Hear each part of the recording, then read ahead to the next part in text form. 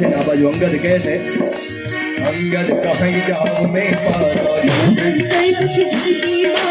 आप भक्त का तुम सब लॉयल અંગદે કહ્યું પાર તો ચાલ્યો જાઓ પરંતુ પરત થવાના સમયે મને કંઈક ભય છે કંઈક ક્ષમતા છે જાંબુને કહ્યું કે તમે સર્વ પ્રકારે યોગ્ય છો પરંતુ તમે સેનાના નાયક છો તમને કેમ મોકલી શકાય કહી રીતપતિ હનુમાન पवन कन्हैया बल पवन समाना पवन सुकाज कठिन जग नाही आप काज लगी समय अवतार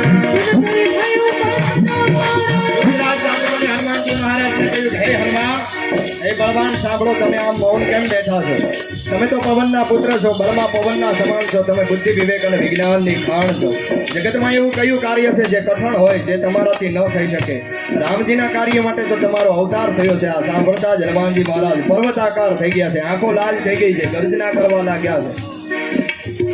હનુમાનજી મહારાજ સમુદ્રના કિનારે ઊભા છે કને કબરન તેલ તેજ બિરાજા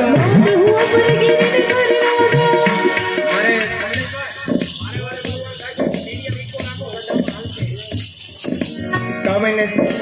कन कबरन तन तेज बिराजा सिंहनाद करी बाटे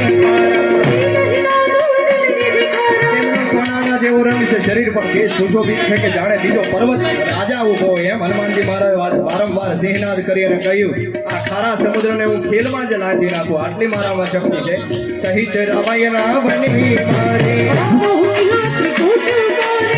कामवंत में पूछो तो कीर्तन करो साथ तुम जाए सबने मुझ पर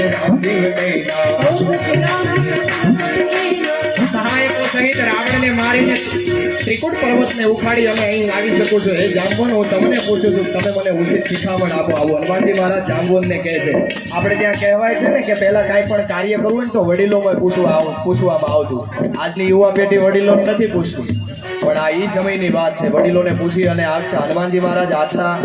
મહાવીર હતા છતાં જાંબુનજીને કહે છે કે તમે વડીલ છો તમે કાંઈક શીખામણ આપો મારે ત્યાં જઈને કરવાનું છે હું તમે કહો એ કરું નહીંતર હું કંઈક બીજું કરીને આવીશ આવું હનુમાનજી મહારાજ જાંબુવનજીને કહે છે ત્યારે જાંબુવનજી કહે છે કે તમારે લંકા જવાનું છે સીતાજી મળે તો એનો સંદેશો લઈ અને રામને પહોંચાડવાનો છે રામજી જે કાંઈ કાર્ય કરવાનું છે એ કરશે પછી આપણા ગુણગાન યશોગાન કળયુગમાં ગવાશે આવું હનુમાનજી મહારાજને જાંબુવનજી કહે છે અને શિખામણ લઈ અને હનુમાનજી મહારાજ અહીંયાથી જવાની તૈયારી કરે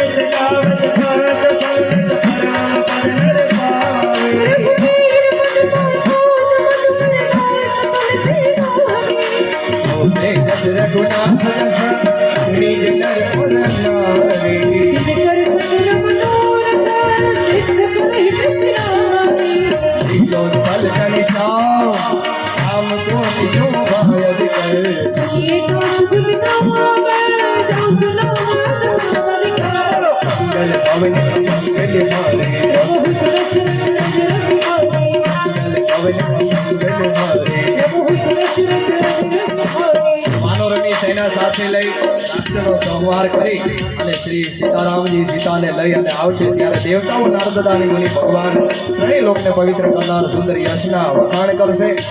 જેને શ્રવણ ગાન કથા આ માનુષ્ય દેહ કળયુગમાં કરશે અને આપણા પણ યશો ગાન ગવાશે શ્રી રઘુનાથજી યશરૂપી ભવરોગની અચૂક દવા છે પુરુષ અને સ્ત્રી જે પણ આ સાંભળશે ત્રિશિરાના શત્રુ શ્રી રામજી તેમના સર્વે મનોરથને સિદ્ધ કરશે મેં કીધું કે હનુમાનજી મહારાજ અચૂક આપણા કાર્ય કરે પણ આપણને શ્રદ્ધા હોવી જોઈએ અને ખાસ ક્યારેય પણ હનુમાનજી મહારાજને કોઈ મનોરથ અર્પણ કરો ને તો આ 29મો દોહાનો પાઠ કરી ત્યારબાદ કરજો અને શ્રદ્ધા રાખજો હનુમાનજી મહારાજ જો કે આજની યુવા પેઢી સાળંગ